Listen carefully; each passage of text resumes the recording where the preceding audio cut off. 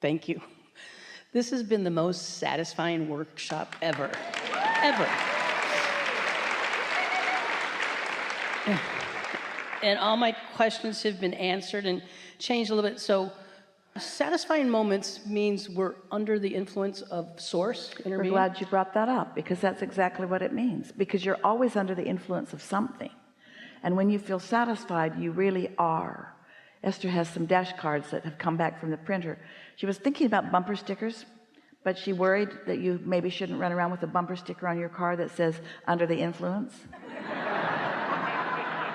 So instead it's a dash card that is backwards. You can't read it when you look at it, but it reflects on the window, and then you can. Under the influence. And so it's a good thing to ask yourself, what influence am I under? Am I under the influence of my source? If I feel satisfied, I am. Or am I under the influence of something else? If I'm dissatisfied, I am. It's huge. And so part of me is like, can it be that? It's huge and yet so simple. That's why you feel satisfied, because you know you can do this. And because right now you are under the influence of us. You are under the influence of knowing that this is where your power lies. And so you know it and you want it, and it feels real to you and it feels attainable to you. That's why you feel satisfied. So maybe that's exactly what satisfaction is, wanting something and believing it at the same time. And when I went to Asheville in November, I went to that salt cave 3 times, and I love them out here. It's a little side thing. Yeah. But with that, okay, so we had some conversations about finances and satisfaction. And when I talked to you before, I had a little bit about body and satisfaction. No, it was a little bit more about empath, and I put things on my body, but that was blaming somebody else for that. But it wanted to... Well, let's simplify all of this. Okay.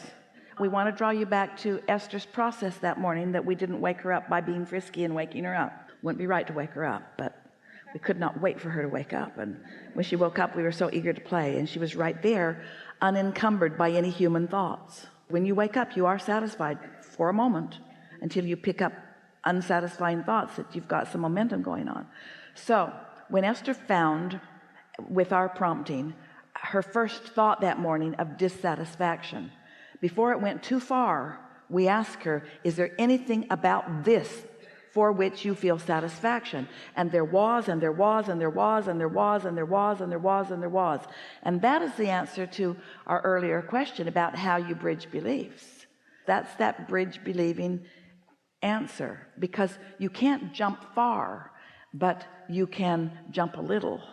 And so you see what we're getting at? If you catch it early and then you describe it in a more satisfying way, you've left it forevermore in that improved state. It is really unlikely, unless there's some really strong influence, that you would go back to your more resistant thought or your more resistant belief about that. So let's say you're talking about your body. So let's say that maybe something's hurting, or maybe you're unhappy with your appearance in some way. Something made you write body and point to dissatisfaction. Well, if you catch it early, it's early in the day, you haven't been brooding or stewing on anything, you haven't been shopping for clothes, you haven't gotten yourself into a place where you have any negative momentum going. It's just that word you associate with something that feels like negative emotion. But then you stop and you have one intention, and one intention only: to feel satisfaction about your body. So you say something to yourself that's really easy to find, such as, my physical senses allow me such a vivid experience. I adore what I can see and hear and smell and taste and touch. Or I adore being able to see and hear and smell and taste and touch. I appreciate so much these facilities of my body. Well, that could take you off on a whole satisfying wild goose chase right there. Just that one turn of thought could cause you to stay there on the subject of your body with such profound appreciation and satisfaction that you would never again be able to return to an equal dissatisfaction that you started with before, because you leave your thought where you last left it. You followed that, didn't you? If instead you find dissatisfaction and then you set out to solve the problem, you try to think your way out of it, you just think about all the things that you need to do to improve the situation. Now you haven't changed any vibration. In fact, you've dug in deeper on a vibration of resistance that isn't serving you. Can you see the difference? So nothing tipped on the fulcrum, nothing tipped. You just reinforced a belief that isn't serving you, which makes it more likely to come up again next time and again next time. But in the first time that you catch it early enough that you're able to turn that dissatisfaction in the direction of satisfaction. And did we tell you today? We meant to, we want to, we're going to. Satisfaction comes from one place and one place only. It comes from having a desire and moving in the direction of it. Satisfaction comes from one place only, having a desire and moving in the direction of it. Satisfaction comes from one place only, moving in the direction of your vortex.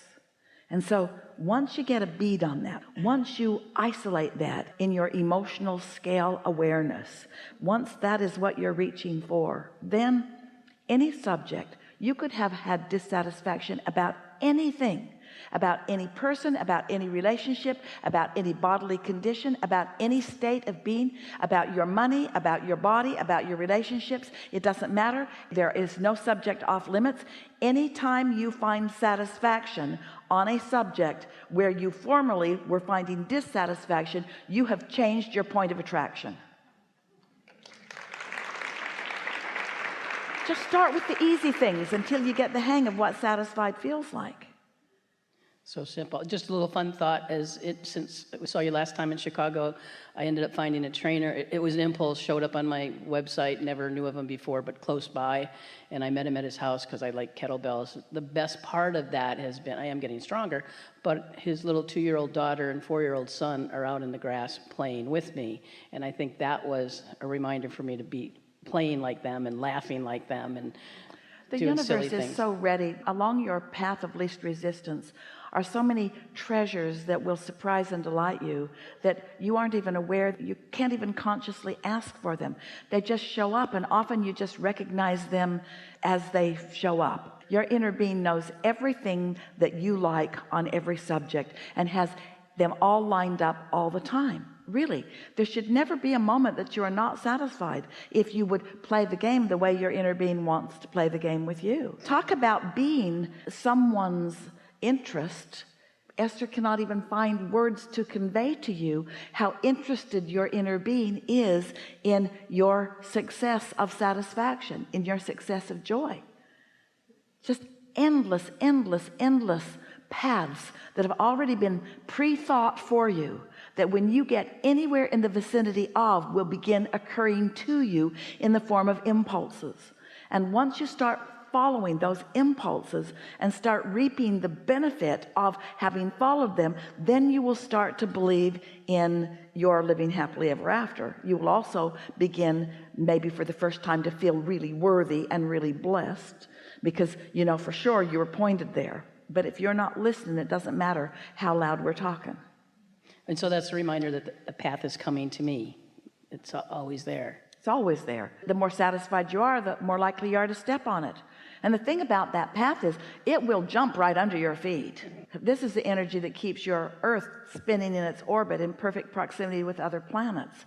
You are easy. You got to listen. The other day, Esther went to lunch with a friend, and it was a new town she hadn't been in, and a new place that they hadn't been to, and they were just kind of following their impulses. And when they stepped inside the garden area, there were a few tables where people were already seated, and there was an inside area, and the question was, do you want to sit out or in? And they both said out. The impulse was very strong. And so the maitre d' just said, well, pick a place. And both of them just gravitated over to this corner. It was interesting.